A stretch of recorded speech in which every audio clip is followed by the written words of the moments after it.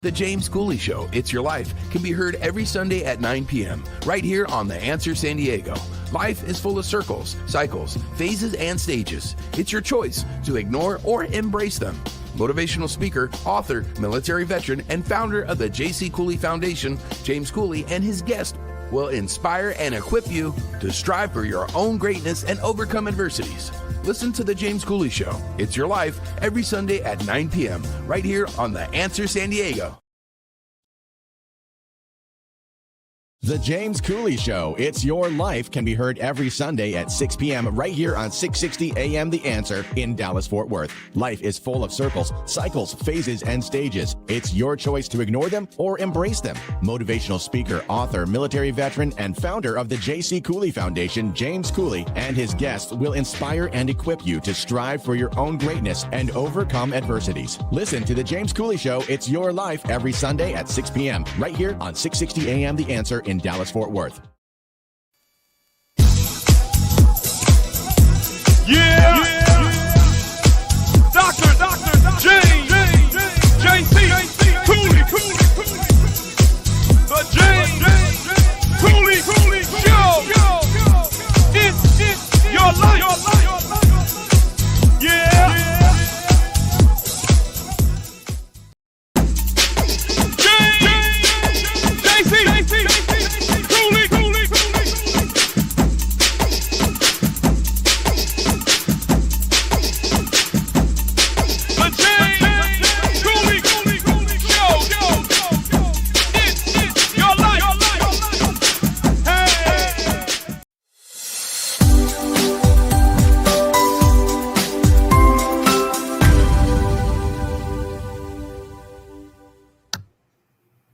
Hello, welcome to the James Cooley Show, It's Your Life. I'm your host, Dr. James J.C. Cooley, and wow, we got another absolutely fantastic show coming your way. And Todd, I want to lock in all of the other platforms so we can get this started, because this is going to be an absolutely fantastic show. So, Todd, let's do it. Hey, it's your life with Dr. James J.C. Cooley. Hello. Welcome to the James Cooley Show, It's Your Life. And as you already know, Tuesday, 360 degrees up. That means we got the real host on the show again today. We're talking about, the honorable, the man, the legend, Dr. Michael Mantel. How are you doing, sir? I'm doing great, and it's such a delight to be here on a Tuesday, especially with KCBQ Radio and all of the listeners. This is going to be wonderful. Great show today. It's going to be wonderful. We got a doc that's overseas. That's all I'm going to say right now. That's going to join us. You're going to talk about something that's, I believe, is so important to all of us as relates to especially males. So I'm excited about that. And so I'm looking forward to it. And how you doing, Dr. Cooley? I didn't forget about you. How you doing? I'm doing great, James. How are you doing today? I am, as you see, I'm fired up. I'm feeling pretty good. So can you do the honors? I mean, first of all, whichever platform that you're watching us on, whether you watch us on E360 Television, Transfer TV, YouTube, LinkedIn, Twitter, Rumble, and over 84 other platforms, welcome to the show. If you're listening to us on the radio and if you want to be part of this great conversation, all you have to do is pick up that phone, dial 1-888-344-1170. Again, that's 1-888-344-1170. Dr. Michelle, can you do the honors by introducing the title of the show, the purpose of the show, and introduce this absolutely fantastic guest? Oh, most definitely. So it's 360-degree Health Day, and the title of today's show is Male Mental Well-Being. And we're having a sit-down discussion with Dr. Adam Harrison. He is a former family physician, a qualified attorney at law, certified life, leadership, and executive coach and organizational trainer, company founder, keynote speaker, and regular podcast guest and host. He's going to discuss the high suicide rate in men globally, the reasons behind this, and what can we do about it, and why, as a doctor, he's advocating for a non-medical preventive approach. I said preventive, not reactive. So again, he's particularly interested in workplace well-being, kind leadership, and an interrelationship between the two. He's also currently developing his business skills and will soon be launching a company which aims to drastically improve men's mental wellness. He's married to an attendant maxillofacial surgeon with whom he's the very proud co-parent of 2 daughters, currently aged 9 and 11. Please welcome to the show for the very first time, Dr. Adam Harrison. Hello. Thank you so much for that wonderful introduction, Dr. Michelle, and thank you for setting all of this up, and thanks for having me, all of you. This is a huge, huge honor, and I love that intro. I'm just sitting here transfixed by all the music and the visuals. I'm like, this is serious. This is real important stuff. So I'm so grateful. Thank you so much. So how you doing, Dr. Harris? It's an absolute pleasure having you on the show. As we was talking about earlier, that Dr. Michael Mantia always bring the best docs around the world, not just in the United States, but around the world, to educate not just the U.S. audience, but the world audience. So it's an absolute pleasure having you on. And so, Dr. Adam, can you tell our viewers and listeners a little bit more about you? What makes you click? Why are you so passionate about the things that you do? And why are you so passionate about helping save mankind? Thank you so much. Well, as you alluded to, I am international. I'm in New Zealand. I'm British, but we moved to New Zealand about 18 months ago. So we live in a beautiful small city called Tauranga on the coast in the North Island in the Bay of Plenty. And it's just wonderful here, and it's a great kind of place to finish the raising of our girls. What makes me tick or click? I've had some experiences recently myself in the last kind of few years where I have felt that provision of things for men is kind of under-resourced. I'll give you an example. I used to belong to a chain of a gym, Virgin Active in the UK, and I wanted to try yoga, and I booked myself in for a yoga class through the app, and I went along, and in those gyms you've got all those kind of glass-walled rooms for different activities, and the room was full of women. 20 to 40 or 50, not a Y chromosome in sight, and it made me feel really inhibited about going in, and I didn't go in. And there've been a few things that have happened to me like that, and more recently, we will all have experienced the great sadness and tragedy of losing friends and relatives, maybe to suicide, and that has I've experienced that as well, and it just kind of made me think, what is there for men, just for men. And there isn't a great deal out there unless you want to go down the pub, and drink beer with your mates, or it's kind of all sports related. I'm not a particularly sporty person, so this is why I'm looking for something different. And then this kind of tied in with the very, very high male suicide rates are kind of driving me on my current project. So interesting, Dr. Harrison. You described something that's so, I think, practical and so very common. Men, here we are, go looking for places where we can hang out with other guys without having to drink and all the rest of that stuff. Yeah.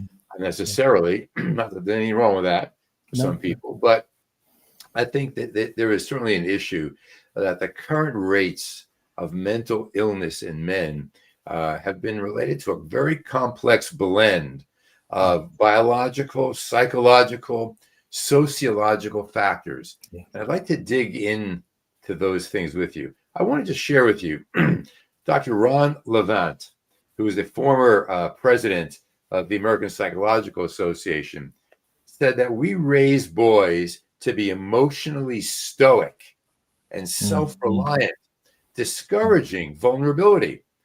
This emotional restriction leads to what he's called normative male alexithymia, a difficulty in recognizing and expressing feelings. Yeah. He says that boys learn early to avoid showing sadness or fear or confusion. And over time, these get masks, these get shoved down. What we do see is aggression and withdrawal and anger. So we're going to talk today a lot about this. I'm curious as to what you think, what the latest global statistics tell us about male suicide rates. So, I mean, a kind of across the board, it does vary slightly, as you can imagine, between different countries and different cultures. But on average, the male suicide rate is roughly 4 times greater than the female suicide rate. That doesn't mean that mental health data in general is much higher in men, but the suicide rate certainly is really emphatically much higher. And yeah, I mean, Dr. Ron, really hit the nail on the head there. There's a lot of emotional suppression and repression as well. You could probably know much more about those terms than I do, being a psychologist, but it's sort of encouraged. It's kind of tied in with emotional intelligence. I think, the more emotionally intelligent you are, the more you can kind of express your emotions and so on. But it's got to come out somehow, hasn't it? These emotions have got to come out somehow. As he said, through aggression, through anger and frustration, and either physically or verbally or whatever. So, I mean, there's definitely that social conditioning to suppress emotion. There's an encouraged reluctance for men to seek help because it's seen as a stigmatized, kind of thing for men to show any weakness or to have any problems like that. The things that I'm really interested in as kind of background risk factors are things like social isolation, lack of community that we've already kind of alluded to, with there being less spaces for men outside of the sporting or kind of drinking arena, financial stresses, relationship breakdowns, divorces and so on, a reduction in the number of positive role models. There are lots of boys that come from families where the parents have separated and divorced and so on, and then sometimes the dad's no longer in the picture, and then that kind of combined with a not kind of targeting men for mental health support and mental health services, is Hey, Dr. Adam, can you hold that thought? We got that station. Yeah, cool. But I tell you, this is so interesting. We're gonna come back. We're gonna pick it up, and I'll tell you, if you want to be part of this great conversation, all you have to do is go to the platform that you're watching us on. go to the comments, that's any question that you might have, or pick up the phone and dial 1-888-344-1170. Again, that's 1-888-344-1170. It's your life, and we'll see you shortly after the break. Oh, I've got to turn the commercial on. Oh, we had time. You is the newest Amazon.com #1 Dr. James JC Cooley. The James Cooley Show. It's your life.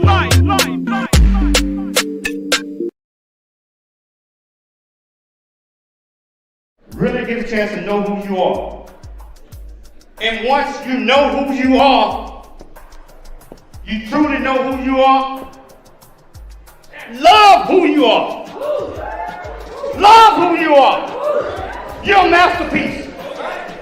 Love who you are. Love who you were born to be. Love me some me.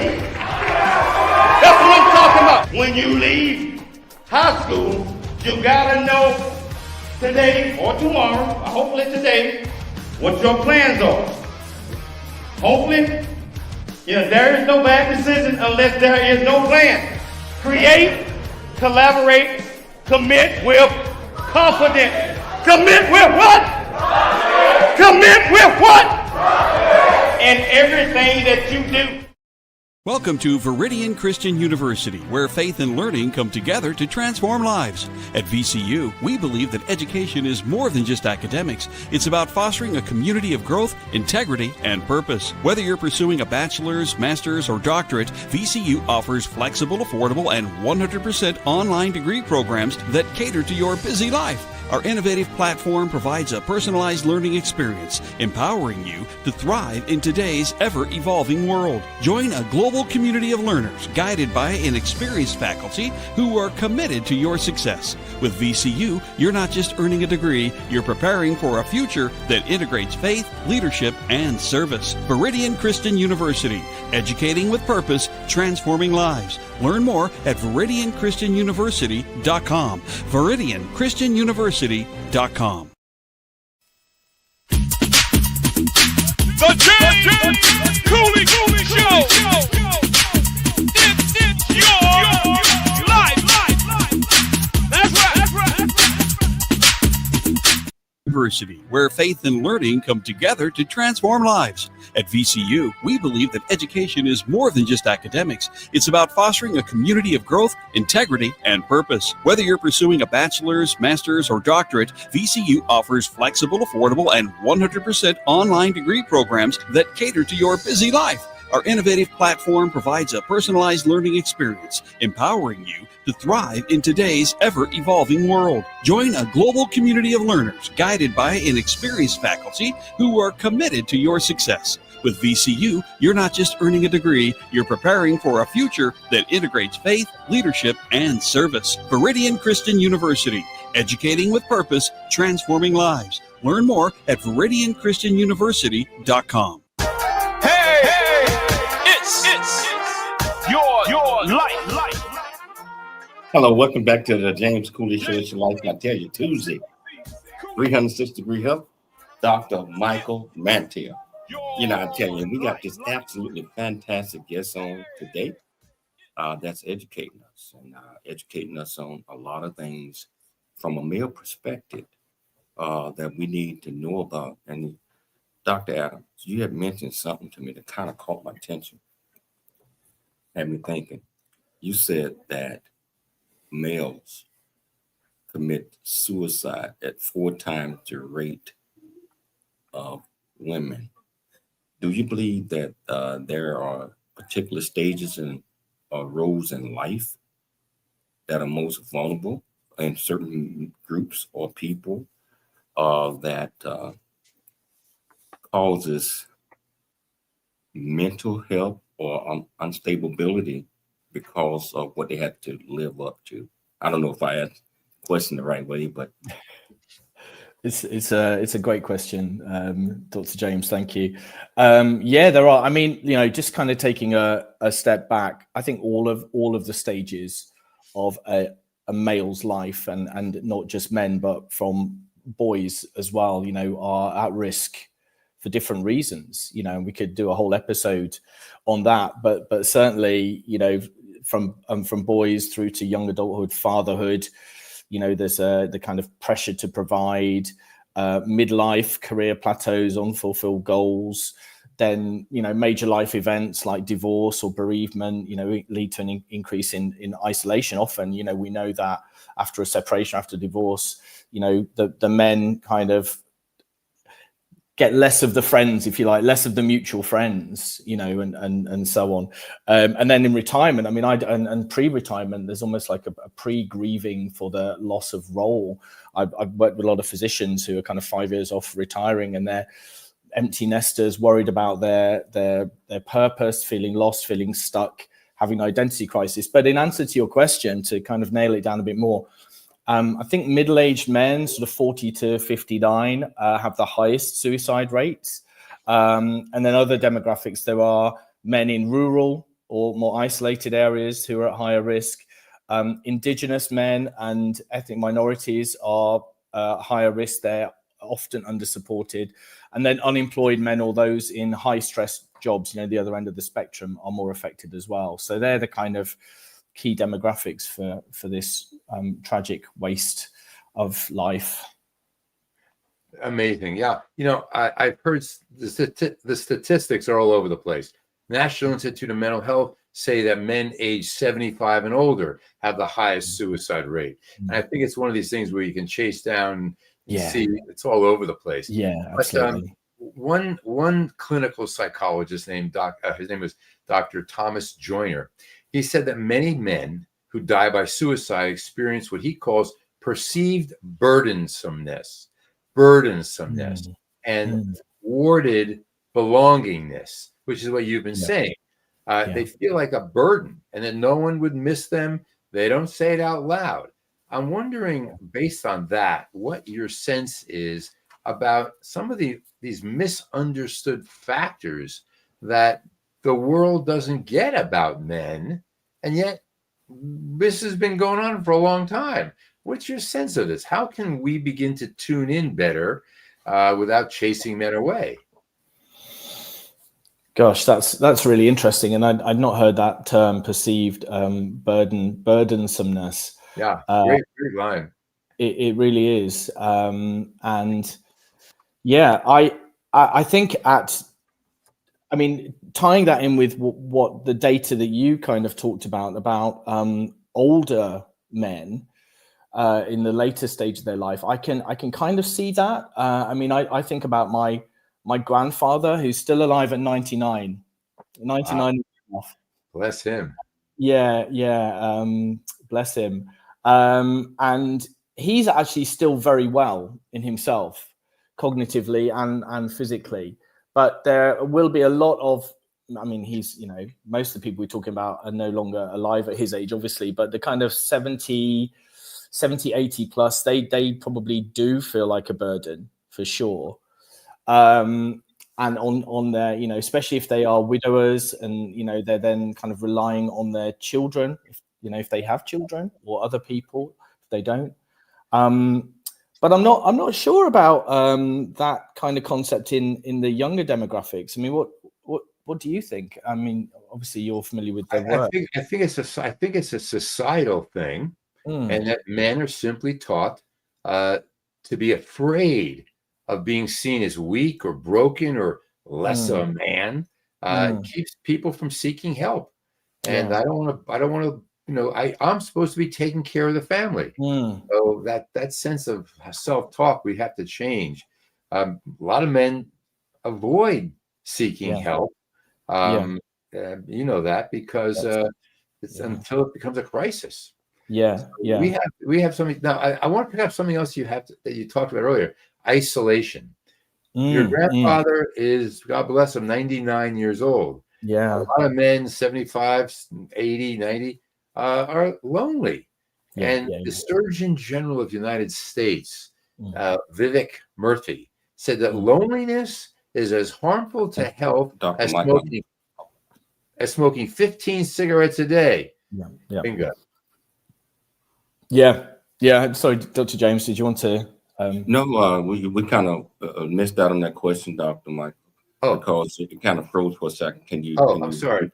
Surgeon General? So the U.S. Surgeon General Vivek Murthy said that loneliness is as harmful to health as smoking 15 cigarettes a day. Dr. Harrison, you talked about loneliness and isolation before as an element of suicide and mental illness, particularly among men. Can you expand on that a little bit more? Yeah. Thank you so much. It's absolutely crucial, and for me, it's the biggest driver. We're men are part of a wider society. We're part of communities. We're part of families. But are we part of tribes that we feel an affinity with? For me, the thing about wanting to create a male wellness space, part of which is the kind of the network of men, is for men to find the kind of people that they have this affinity with and join up with them. A lot of men don't have hobbies. I mean, again, going back to kind of peri-retirement physicians, 5 years before retiring, they've dedicated the last 30 years of their life to their family and their career. A lot of them have given up their hobbies, and their friendships, their good friendships, have fallen by the wayside because of those two primary focuses. So that obviously leads to isolation, and obviously in the elderly, it's really really obvious why that's the case. But in younger people, we're like, well, why?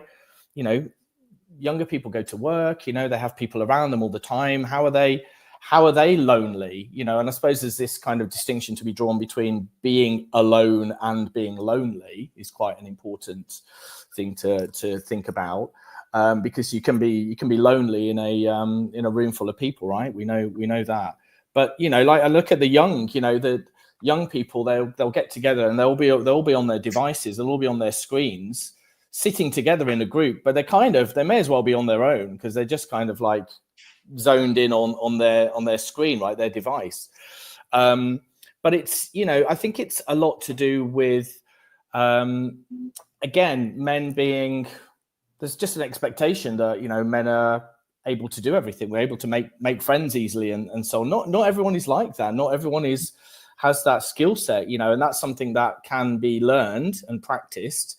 But there are a lot of people that just of working age as well, that go to work and come home, and they then don't find the time because of family pressures or whatever to kind of reach out to their guy friends and arrange catch-ups and things. So it is just such a fundamental need for human beings to have social connections and be part of a. We just have a couple of moments left before we have to take a break. But I assume that you use the expression "go to work." Many people don't go to work anymore. This is real life now. Yeah. And so this is what we have. I want to get into that a little bit more. But one question I have, and we'll get into it when we come back. You've been a physician.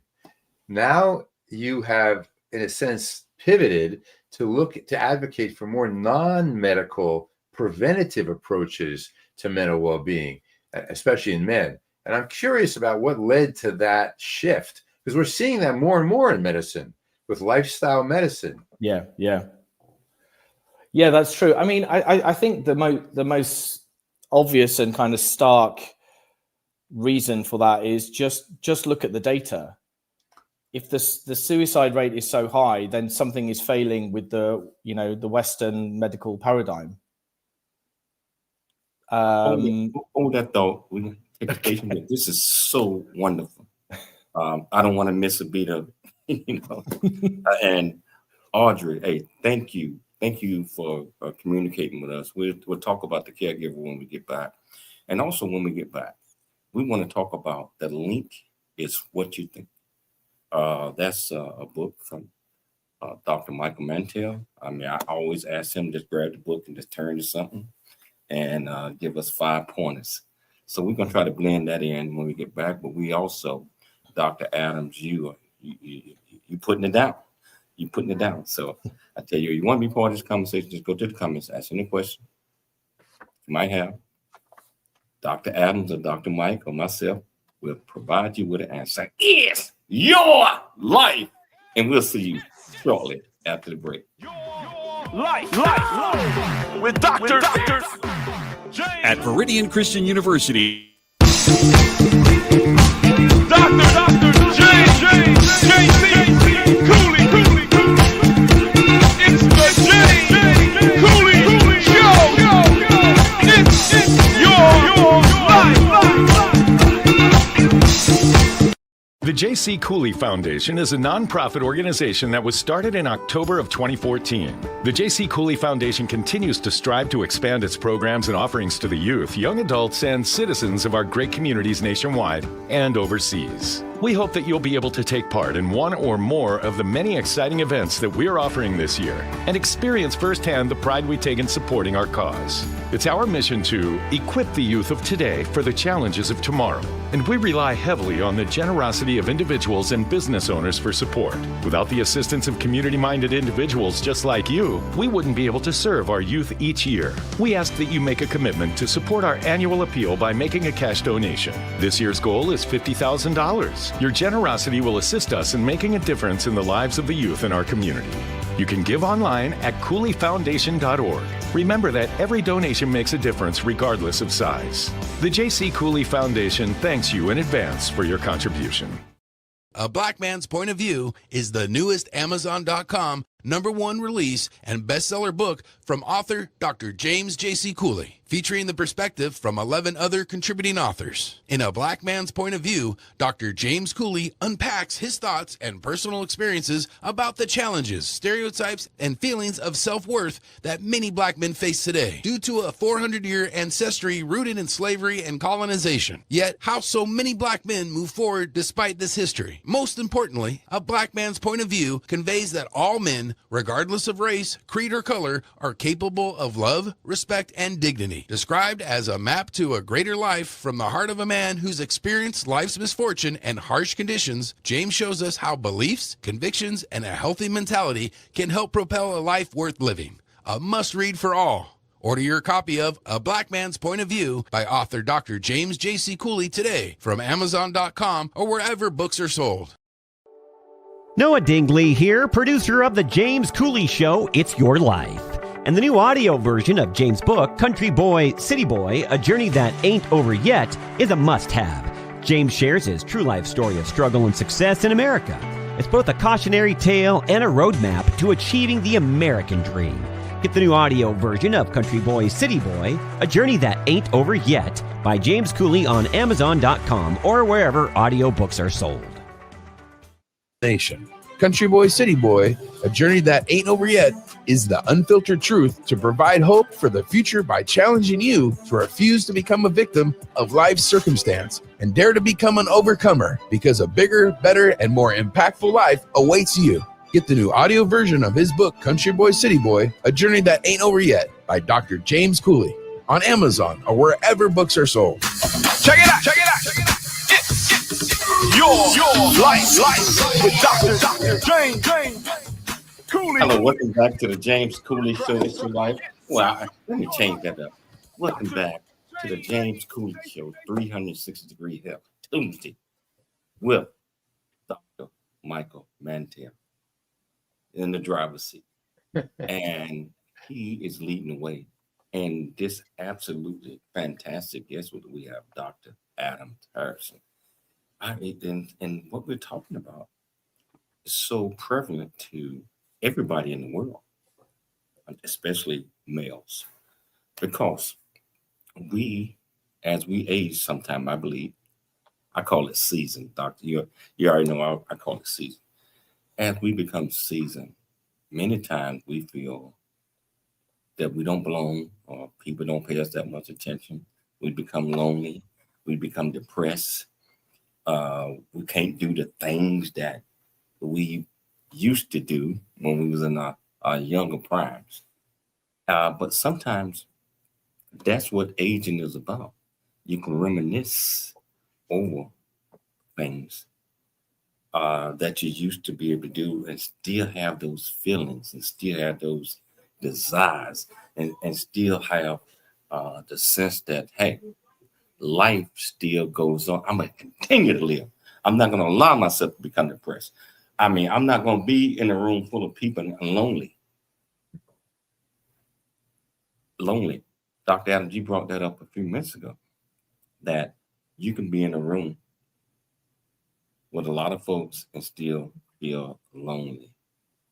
What are some of the ways that we can encourage others to not go down that path?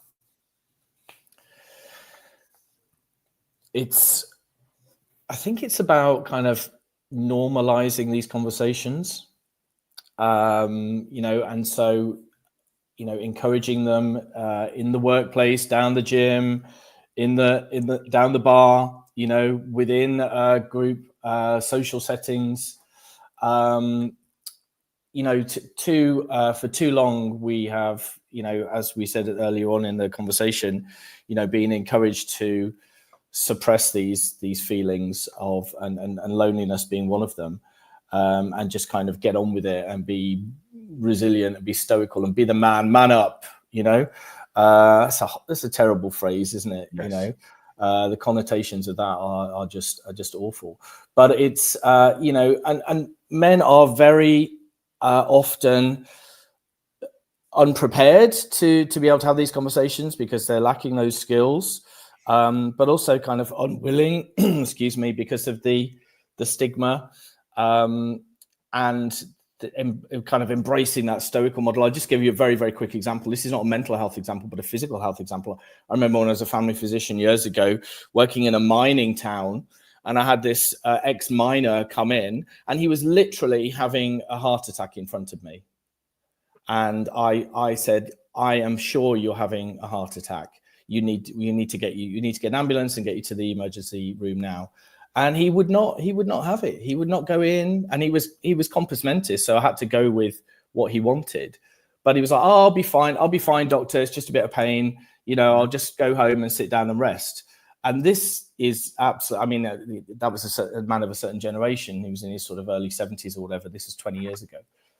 But a lot of that has been carried through.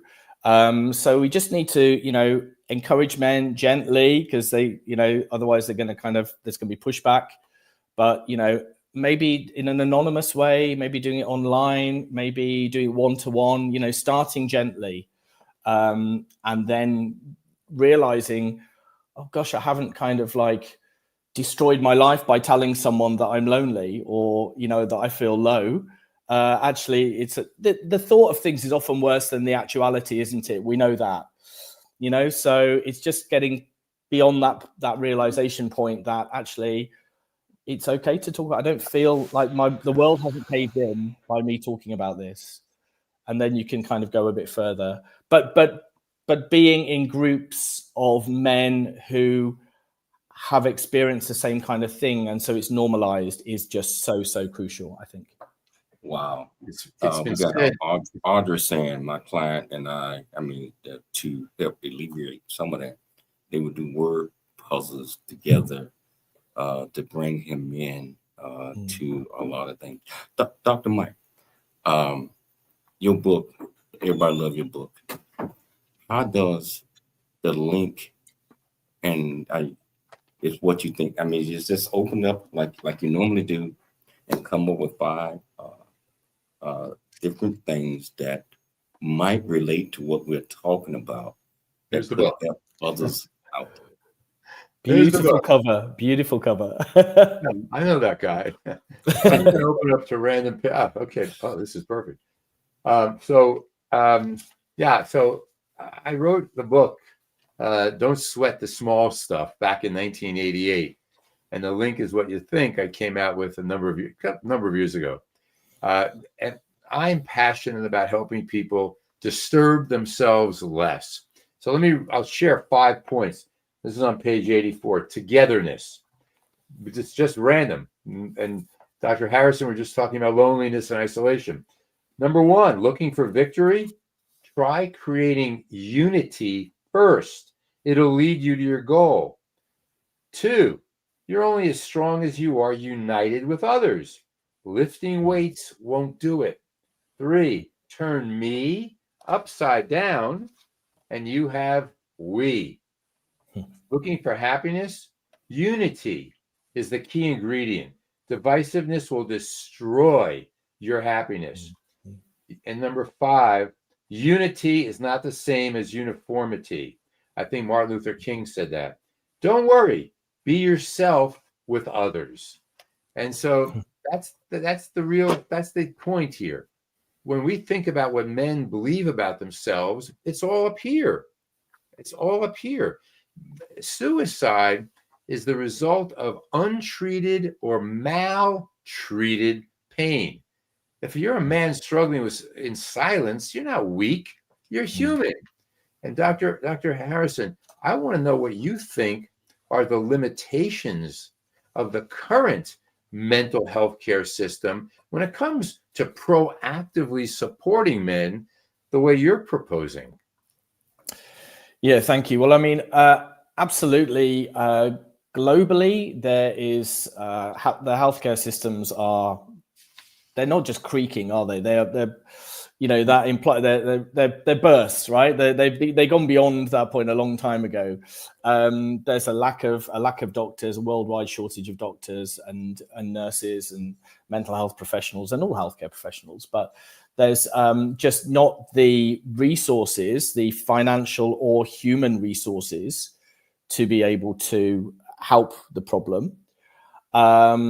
In some countries, you're going to factor in, other obstacles and hurdles, like, whether someone is insured or not, and whether, it depends on them actually having health insurance. And if they don't, then, it's interesting. I had a friend who'd recently come back from San Francisco, and I went to San Francisco about, 20 years ago. And there's a lot of people that you see, who probably, with a kind of amateur diagnosis have like chronic schizophrenia, walking around, and they don't have insurance, they're homeless, they don't have medications, so the system is failing humans, but men, it's reactive. So you get to the point where maybe someone has attempted suicide unsuccessfully, and then they might get some treatment. If they come in through the ER or whatever with an overdose, or they've cut themselves or whatever it is. But it's not preventative, as Dr. Michelle said earlier. It's reactive, not preventative. So you've got all these cracks in the system, a completely failed system that men are just falling through. And so I guess that as a life leadership and executive coach myself, and being on the receiving end of coaching and mentoring, and being fortunate enough to be in communities of men, and I'm quite proactive about arranging for the dads of the school that my kids go to for us to meet up, so we're going out next Wednesday, and I'm kind of spearheaded that. But I have the kind of confidence and the wherewithal to do that. But I just see that we know that community is so important. Coaching and mentoring is important. Education about all sorts of things that lead to the crisis point, like being bankrupt or not being able to provide for your family because you're financially illiterate. These kind of like really quite basic things that aren't dealt with at school. I don't know about in the States, but there's a real paucity of financial education, education around relationships, how to be a good father, how to be a good husband, all these sorts of really important things that get to people and lead to that crisis point. So this is not something that the Western medical paradigm is set up to deal with. There just aren't the resources, human and financial. So, wow, we got to take a station break, but you just hit on something that we got to talk about because in my messages that I try to encourage is financial literacy. A lot of people are in trouble or having problems because they're illiterate when it comes to that, and they think that they know. So, hey, Dr. Mike, when we get back from this break, can you go to that one right there? Absolutely. That talked about, and I'll tell you what, your platform that you watch this on. Hey, We still got another segment. You want to be part of the conversation? Just pick up the phone and dial 1-888-344-1170 again. That's 1-888-344-1170. It's your life. And we'll see you shortly after the break. Come on. There's Dr. Cooley. The James Cooley Show. It's your life. Hi, I'm Dr. Michelle Cooley. Heart disease research saves lives. It's that simple. Thanks to medical advancements funded by the American Heart Association, more women are surviving heart attacks, strokes, and other cardiovascular diseases than ever before. But there's still so much work to do. Hi, I'm Dr. James J.C. Cooley, and I'm raising funds to support life-saving research because every heartbeat is worth fighting for. In honor of Women's History Month, please join me in support of the American Heart Association and women's health.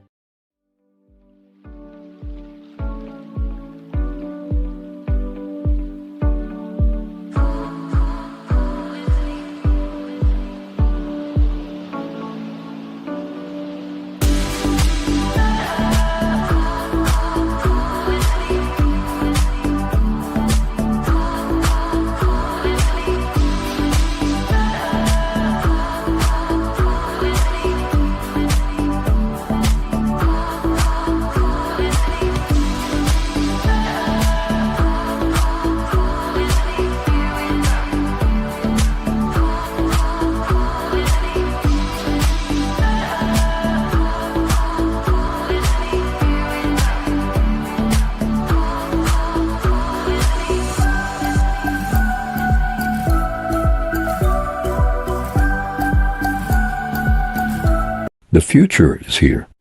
Now is the time to pursue the greatness in you. Welcome to Viridian Christian University, where faith meets future. We are a fully accredited, 100% online Christian university. We offer bachelor's degree, master's and doctorate degree programs, built for students like you. Affordable tuitions, 30+ degree programs, 100% online and flexible. Integrating faith with learning. Study from anywhere at your pace. At VCU, we do not just prepare you for a degree. We prepare you for purpose. Discover who you are. Grow in faith. And build a future that impacts the world. Are you ready to start your journey today? Visit www.viridianchristianuniversity.com. Apply today and be among the global leaders.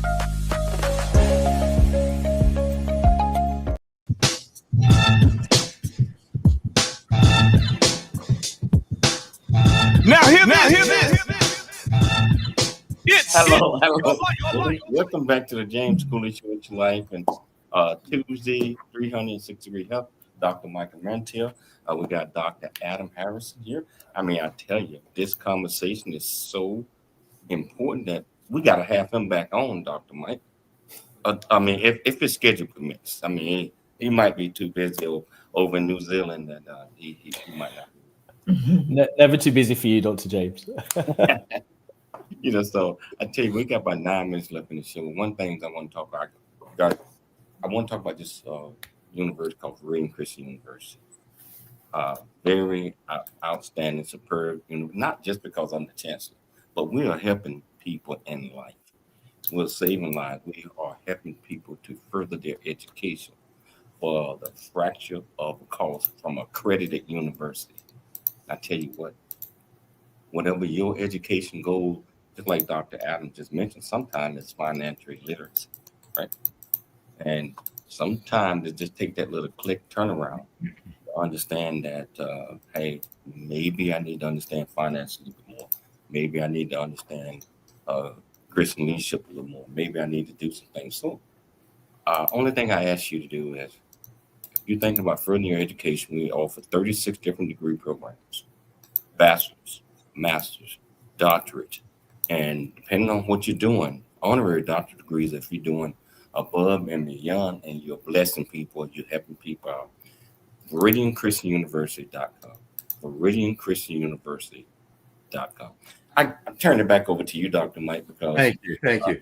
I want to just share what I've learned so far, Dr. Harrison, is that the solution to male mental distress is not more medicine, not more medication. It's more meaning, it's more connection, and it's a very bold redefinition of what strength really looks like. So I'm wondering, in this last segment, if you could wave a wand and change one thing about how society approaches male mental well-being, what would it be? God, that's a brilliant question. Gosh, one thing. Two things. I think for this kind of historical kind of enclosure that men are in, that kind of goes back generations, but is still there, for those sort of shackles to be freed, so that men know that it's okay. So the men are encouraged by their parents. I mean, I'm a parent of two girls, and I encourage them to express their emotions, and trying to, working on my own emotional intelligence and theirs as well. But for parents of boys, younger ones, to encourage them, that paradigm has to shift from the one of suppression, and for them to know that there is strength in sharing, not strength in keeping it all in. That's the opposite of strength. That courage comes, with vulnerability and authenticity. These are words that are bandied around a lot these days in the coaching and the well-being world, as you well know. But I mean, like, very, very literally, for boys and young, teenagers and young men to be encouraged to share their fears, and to see that there is strength in that. And if it can't come from the parents, because we know it can't always, then part of my master plan is that there's a network of mentors, so that older men who are more emotionally mature can encourage that in the younger men as well. So it's I think that would be my thing, because I think that would really help a lot of these problems, because if you feel able to open up and share, then you can do that in a network. You can be part of community. You can admit things like your deficiencies, like I'm not very financially literate, and this is something I need to work on.